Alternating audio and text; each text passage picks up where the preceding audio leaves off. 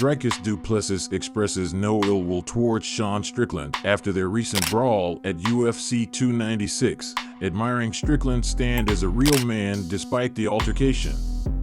He emphasizes that as fighters, such confrontations are part of their nature. I was completely calm about it. I wasn't angry. I was just like, Immediately I was having fun. And the security was like, you need to chill out. I'm like, I'm nice chill. I can't be more. There's no hard feelings. I still have the world's respect for Sean Strickland. No, he's a real man. I said it. And he showed that last night. I mean, he stood up for himself and did what he, that's what a real man does. He stood up for himself. Listen, did he behave like a champion? Probably not. But at the end of the day, champion or not, we are fighters. We are not football players. Yeah. We are not sprinters.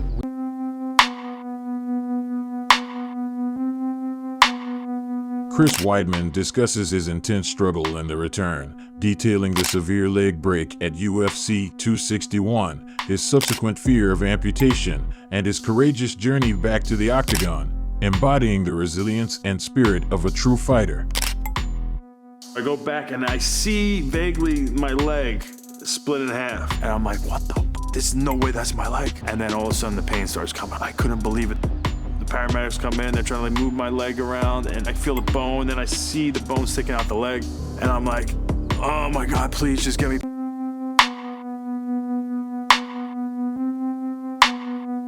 Michael Chandler expresses frustration over the delay and scheduling his fight with Conor McGregor, suspecting McGregor of avoiding the matchup to choose another opponent. Despite training for a year in anticipation of their bout, the highly awaited clash remains unconfirmed.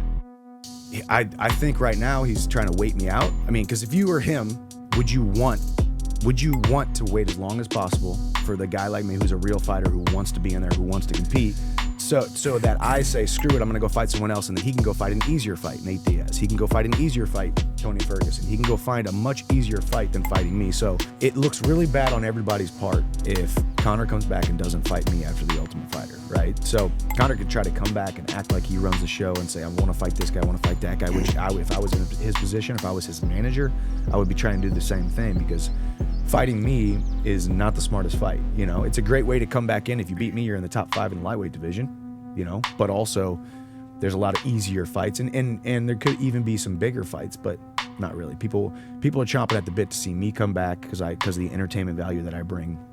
I've had a full year to train and think about this guy. At this point, hopefully it could be UFC 300. That's the next one that they're announcing. Maybe they announce us on there. That'd be great if they did. I have not been told of that we have.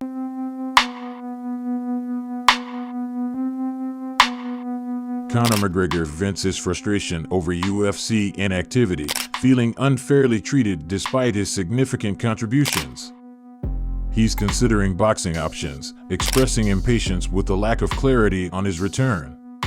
About getting, give me something, you know what I'm saying? I'm supposed to be back in April. It's supposed to be December. Can I apologise as well? You were never the interim champion. They've never treated anyone. No one's ever been treated. For all the figures we've brought in this game, I sell more than all of them combined, I sell more than every one of them combined. No one in the history of the fight games ever been treated the way we've been getting treated at this minute, Through what I came through, through what I bring. They should open floodgates for me, And I'm waiting.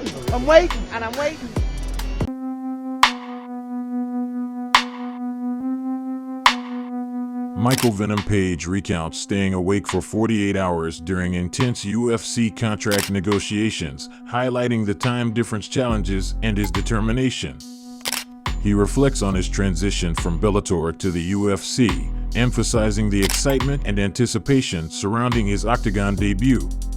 Genuinely, I had zero sleep in 48 hours. The top choice was definitely UFC, but at the same time, it was nice to feel wanted, shall I say. It was nice to be able to hear offers from loads of different people.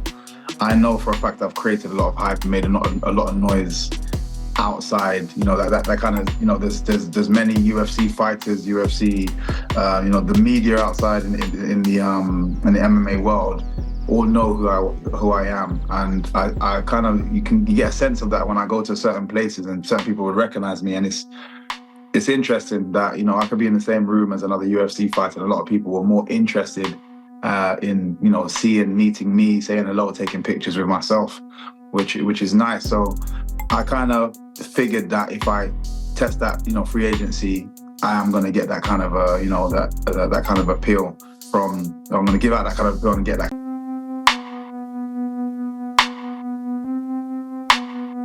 Michael Chandler weighs in on Michael Page's challenging UFC debut against Kevin Holland, expressing concerns over the matchup while acknowledging Page's unique fighting style and impressive knockout history.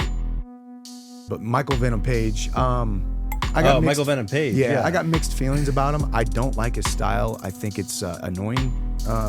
He just kind of like moves around and moves like a what's that drunken karate warrior style where they like kind of move around like he does this weird stuff. Yeah, like stuff like that. But he's got some. When I say ridiculous like knockouts, the dude's got some ridiculous walk-off spinning kicks and back elbows and broken people's faces and all kinds of really. He's a highlight reel kind of guy. But does it translate well? I think Kevin Holland's a horrible matchup for him. I think Kevin Holland probably beats him. But I like MVP. I think as a person, I think he's